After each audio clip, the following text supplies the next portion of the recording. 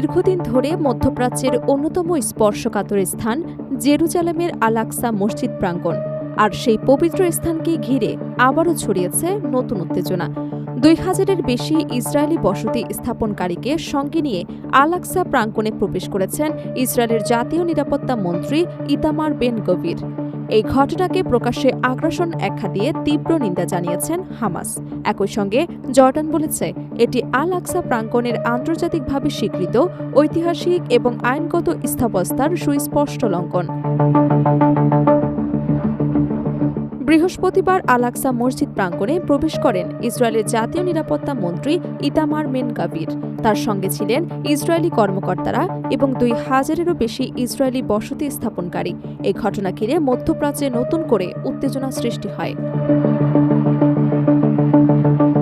জর্ডানের পররাষ্ট্র মন্ত্রণালয়ের মুখপাত্র রাষ্ট্রদূত ফুয়াদ মাজালি এক বিবৃতিতে বলেন, আল আকসা প্রাঙ্গণে এ ধরনের পদক্ষেপ ঐতিহাসিক ও আইনগত স্থিতাবস্থার লঙ্ঘন। তিনি আন্তর্জাতিক সম্প্রদায়ের প্রতি আহ্বান জানান, জেরুজালেমের ইসলামী এবং খ্রিস্টান ধর্মীয় পবিত্র স্থানগুলোর বিরুদ্ধে চলমান লঙ্ঘন বন্ধে ইসরায়েলের ওপর কার্যকর চাপ প্রয়োগ করতে হবে।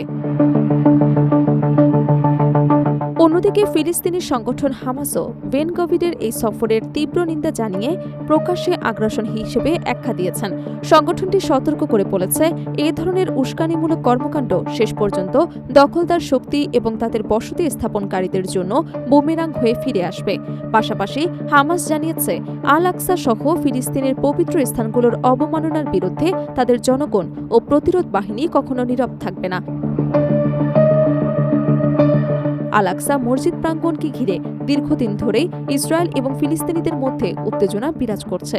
মুসলমানদের কাছে এটি ইসলামের তৃতীয় পবিত্রতম স্থান, আর ইহুদিদের কাছে একই এলাকা টেম্পল মাউন্ট নামে পরিচিত এবং অত্যন্ত গুরুত্বপূর্ণ ধর্মীয় স্থান। ফলে এই প্রাঙ্গণকে কেন্দ্র করে যে কোনো ঘটনা প্রায় আঞ্চলিক এবং আন্তর্জাতিক পর্যায়ে নতুন উত্তেজনার জন্ম দেয়।